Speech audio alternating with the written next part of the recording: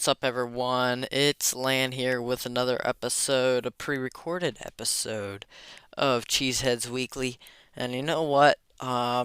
It's doesn't really matter that it's pre-recorded because we are doing a division preview of the NFC South, a very trashy division. So that's we should be okay with that then. Um, Other than, there could be some news that I'm missing that comes out by the time this episode comes out. But other than that, kind of, to be honest, a little bit more of a boring episode maybe, but um, nevertheless, I will continue doing my division previews until I am done with them. Hopefully, do a Packers preview all by itself. And probably by the time I'm done with all the division previews and the Packers preview, my guess is it will be regular season time. It is coming upon us rather rapidly. Training camp starts in, as I'm recording this at least, in like another week. Um, but obviously, this is pre recorded, so not actually. And then, um, yeah, we'll see what happens. I'd like to do another episode before the season, hopefully, but I'm not sure if that will happen.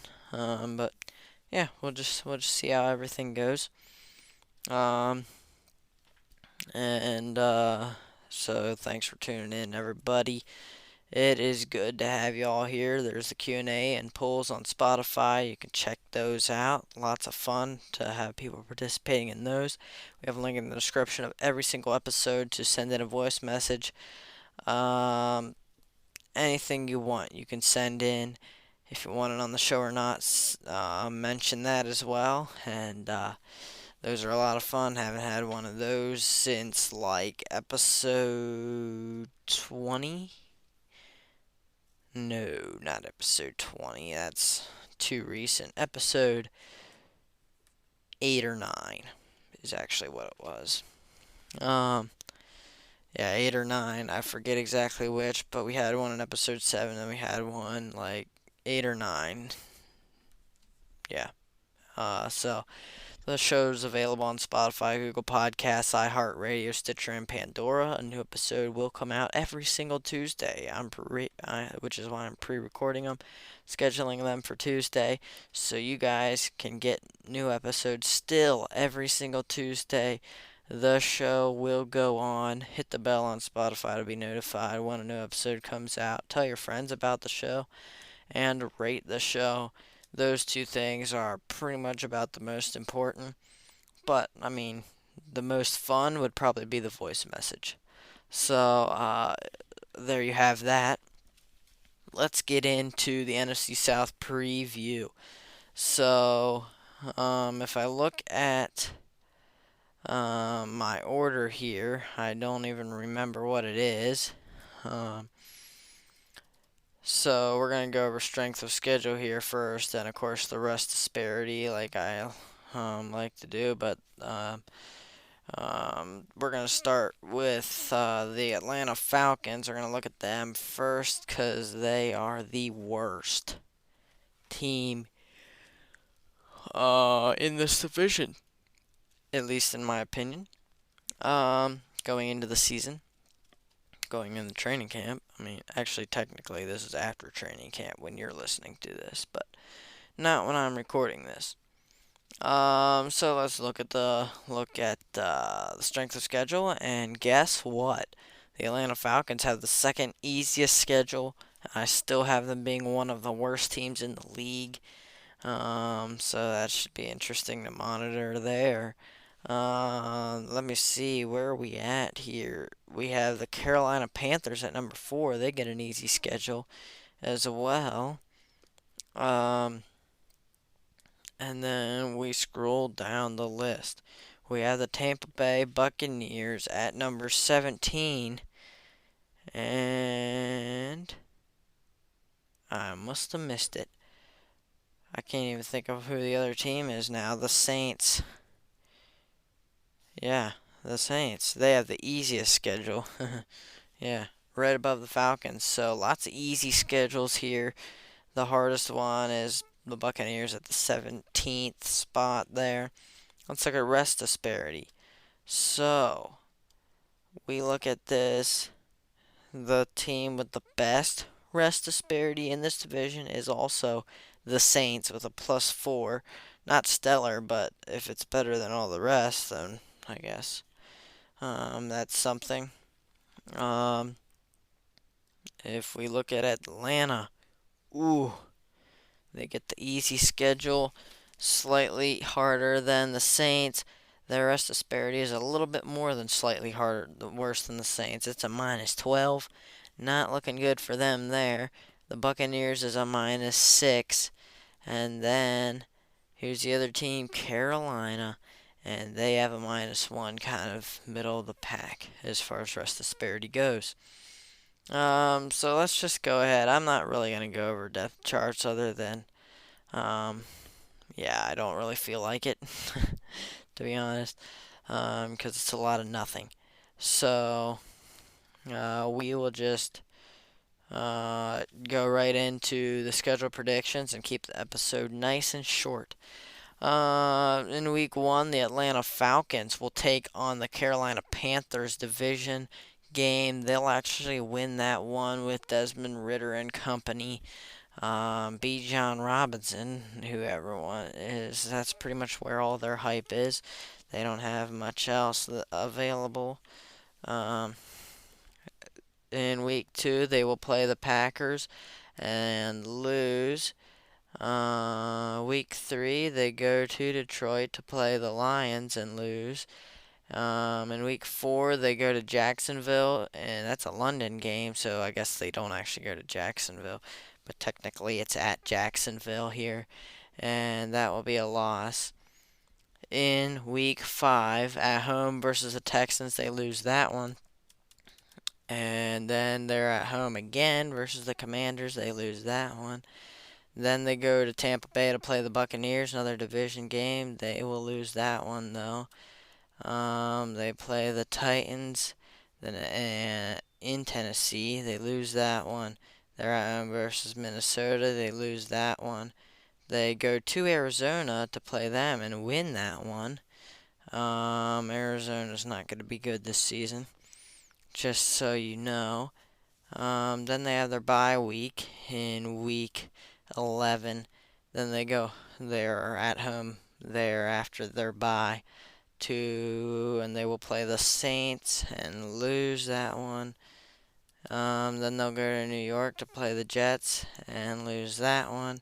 They'll be at home versus the Buccaneers then and lose that one. They'll go to Carolina to play the Panthers and lose that one this time.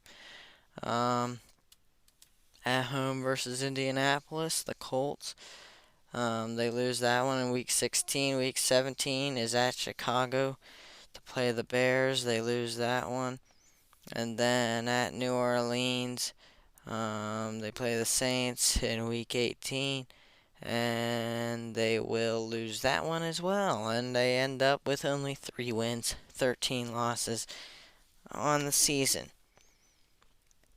So the next worst team here in the division is the Carolina Panthers. So let's check out their schedule. They start out with I already messed it up here actually.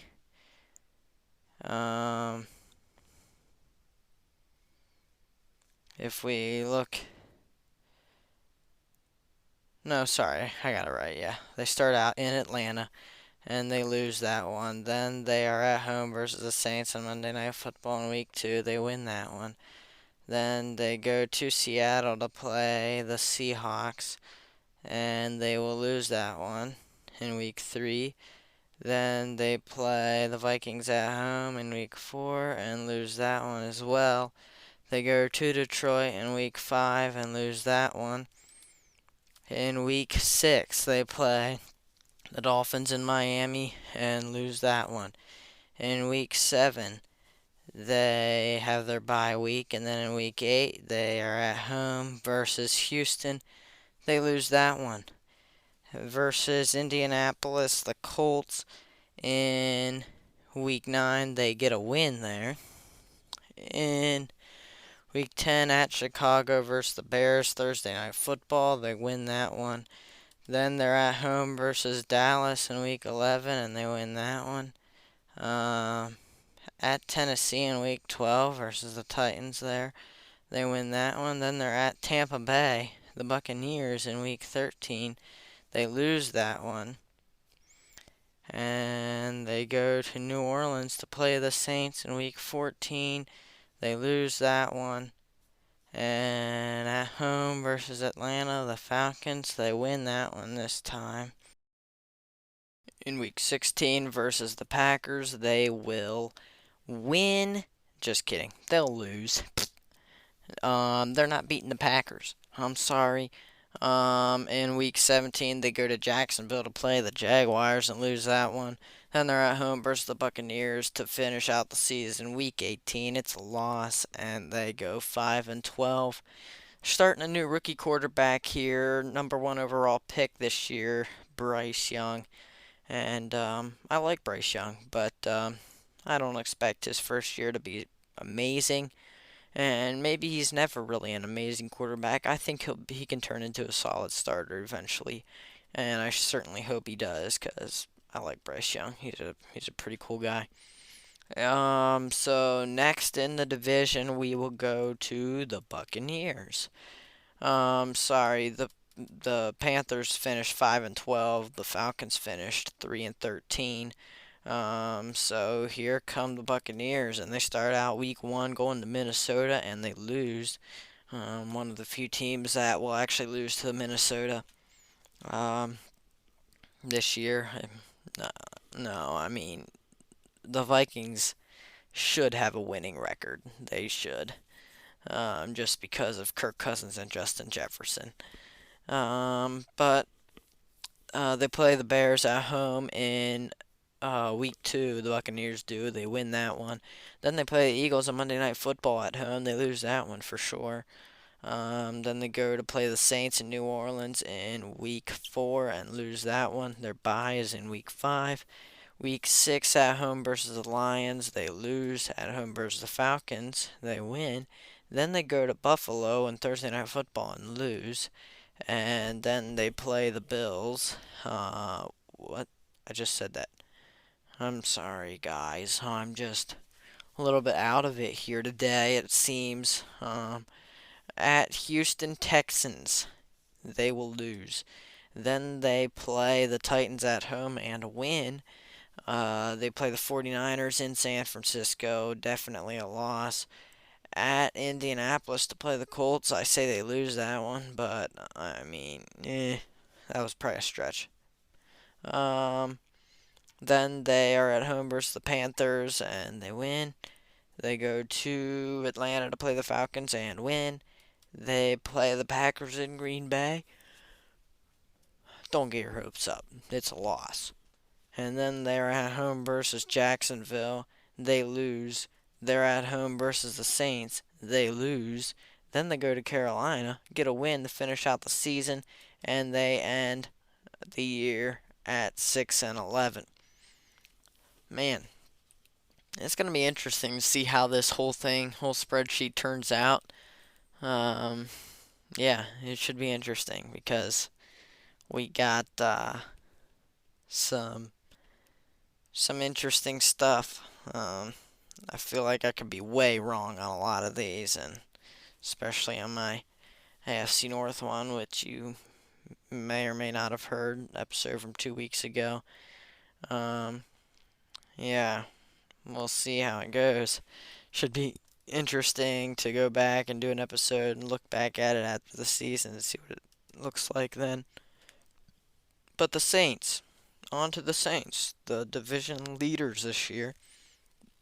They'll be at home in week 1 to play the Tennessee Titans. They win that one. And then they go to Carolina on Monday Night Football and win that one against the Panthers. Then they play the Packers in week 3 in Green Bay.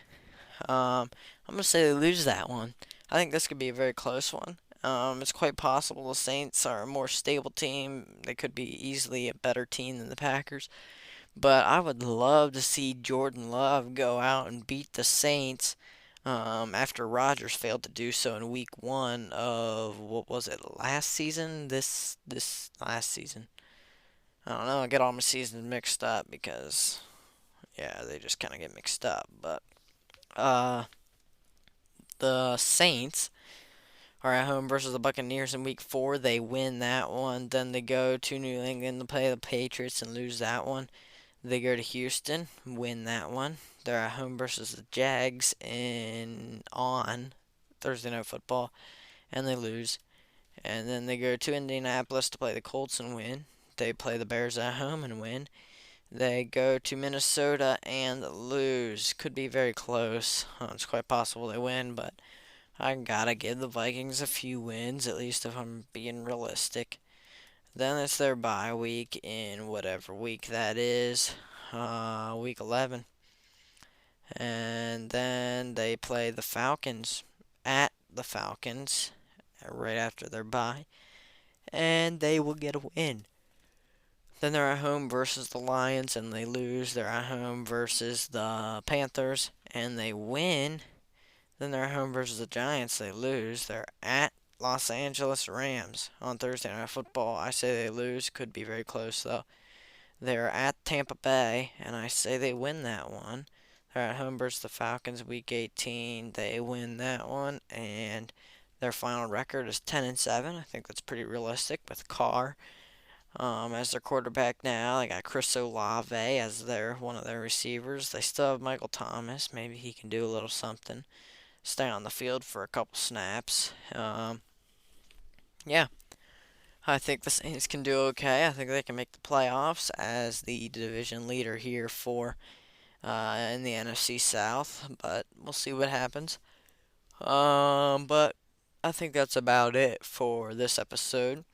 Thank you all for listening. Nice and short one for you. I don't have a whole lot to say about the NFC South. I don't tend to follow it very closely. I will say I do like the Panthers, the way they're trending. I'm hiring Frank Reich, drafting Bryce Young. I think they can be a good team in the future. I think they're stacking talent there. As far as the Saints, I really am high on them too. Don't tell anyone this, but never mind, I won't even say it. I have a few players on that team that I really like for fantasy. And then, they got Derek Carr to provide some stability at quarterback for at least, a few years, however long. And so, should be interesting. But that's all for this episode. Thanks for listening, everybody. I appreciate the support. I know there's a few of you that listen to every single episode, and that is just awesome. It's great to have supporters like that on the show here. So thanks for that, and I guess I'll talk to you later. But before I talk to you later, you better make sure you talk to your friends about this awesome show, and rate the show, and do whatever else you need to do that you haven't done yet. Of course, follow the show if you haven't. But thanks for listening, everybody. Goodbye.